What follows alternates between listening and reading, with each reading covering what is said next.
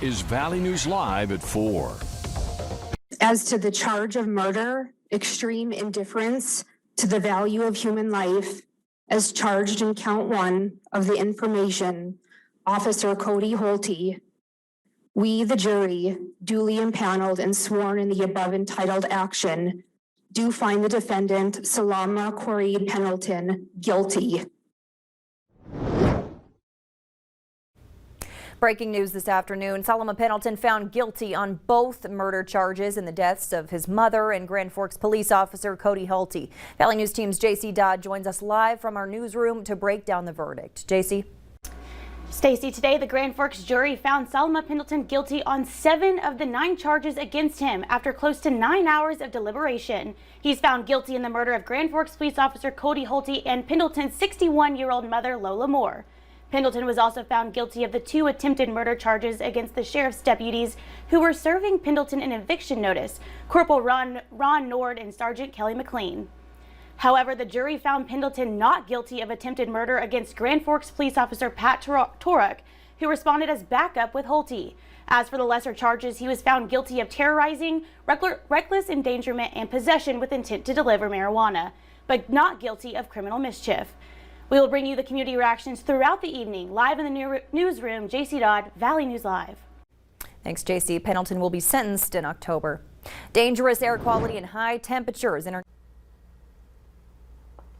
Thanks, Stacey. Yeah, here is the live look from our Grand Forks Home of Economy Skycam network, where it's looked gray and hazy all day. All contribution to those Canadian wildfires and a breeze out of the north filtering that smoke and haze right our way. So definitely a hazy view up in the Northern Valley and for many across the valley as well. Here's a Minnesota Department of Transportation picture near Thief River Falls, and the tree line in the horizon looking a little fuzzy, and that's due to the wildfire haze as well. Notice reduced visibilities due to the smoke and haze, down to 2 miles in Grand Forks, 3 miles at this hour in Thief River Falls, 5 miles in Bemidji and Roseau, 6 miles in Fargo and Baudette, 7-mile visibility in Hallock. And we have categorized the air as unhealthy for some. Everyone should limit outdoor activity, maybe save the lawn mowing, save the evening run for another day. Sensitive people should remain indoors.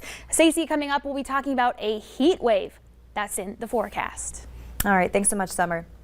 New for you at 4, a local woman is facing new charges after police say she threatened to burn down a couple's home and rape their dog. 28-year-old Blair Witten now charged with felony terrorizing and misdemeanor possession of marijuana after an incident that happened just before 5 p.m. yesterday in the 1200 block of 4th Street North. Valley News Team's crime and safety reporter Bailey Hurley joins us live in the newsroom as this marks a nearly 2-week string of incidents involving Witten. Bailey? Stacey, that's right. I was the first to tell you about Blair Witten back in May after court documents say she crashed her ex-boyfriend's funeral, tried to run people over, and drove over grave sites at a Fargo cemetery. In that case, Witten is charged with 1 count of misdemeanor reckless endangerment, and Witten is also the suspect charged in connection to that vandalism at a Fargo church in mid-April.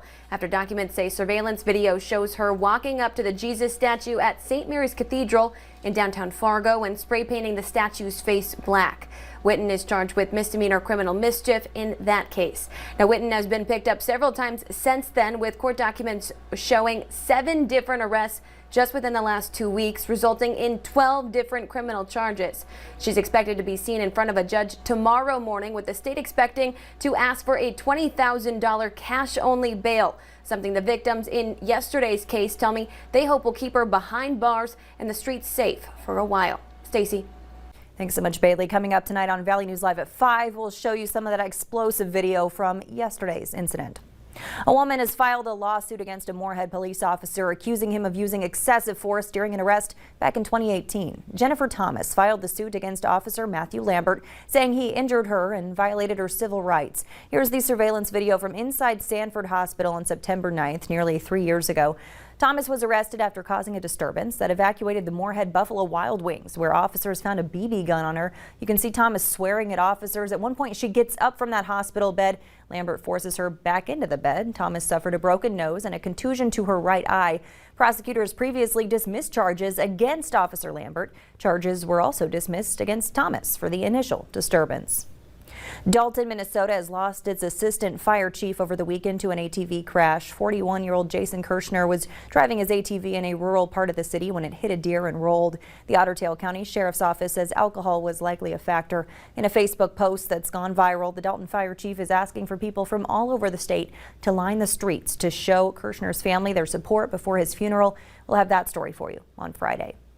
Exhausted rescue crews are nearing the end of their search for victims at the site of a collapsed condo building in Florida. The Miami-Dade Medical Examiner's Office says each victim found in the collapse will have the same cause of death: blunt force injuries due to building collapse. Their manner of death: accidental. Crews have removed more than 18 million pounds of rubble from the site. The death toll stands at 96, with 14 people still unaccounted for.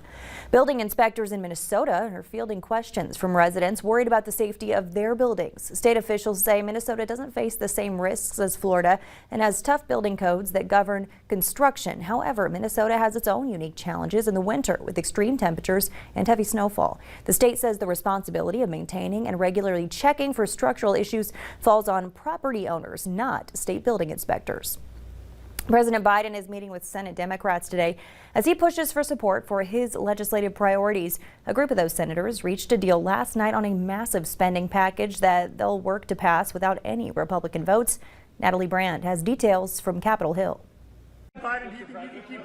President Biden met with Senate Democrats on Capitol Hill to win support for his two-track spending plan focused on traditional infrastructure and what he calls human infrastructure. Now it needs to move forward and obviously needs support of all Democrats in order to move it forward. That's one of the reasons that the president is up on Capitol Hill as we speak. Late last night, Senate Democrats announced they reached a deal on a $3.5 trillion budget plan, down from Senator Bernie Sanders' $6 trillion proposal. It focuses on investments in Democratic priorities, including child care, expanding Medicare, and climate change. Every major program that President Biden has asked for is funded in a robust way. Democrats intend to pass the bill without winning any Republican support, using a procedural tool known as reconciliation. Liberal policies are overspending, overborrowing, and hurting our economy. Every Senate Democrat would need to support the budget resolution in order to pass it. West Virginia's Joe Manchin says he needs time to look it over. We're anxious to basically review it. They've worked hard on it. We want to see it. And also, I've been very clear that I want to see the pay for it. Senator Manchin is working with a bipartisan group to finish a separate bill spending roughly $1 trillion on physical infrastructure. The infrastructure bill is bipartisan. It's about being sure that our country has the right infrastructure in place: roads, bridges, our ports. Some Republicans say Democrats' go-it-alone reconciliation package will cost them GOP support for the infrastructure bill. Natalie Brandt, CBS News, Capitol Hill. The Democrats say their budget bill will be fully paid for with tax increases on corporations. A rock legend is making her way to West Fargo. JOAN, JETT and the Blackhearts will be performing at the Lights on September 11th. Tickets go on sale this Friday on Ticketmaster. Standard tickets are $49. VIP tickets are $65. You can find more information on epiceventsnd.com. It's pandemonium at the Red River Zoo. The zoo announced that 3 red panda cubs were born over the last few weeks. They're the first cubs born at the zoo in nearly 8 years. One of the cubs was born underweight, so she's being cared for by zoo staff. The others are with their mother. The zoo says the cubs aren't ready to go on exhibit just yet, but until they are, the zoo will keep sharing photos and videos on social media. It's been a big week. It'll be an even bigger weekend in Detroit Lakes. Hutch joins us live with a look at all the action in just a few minutes.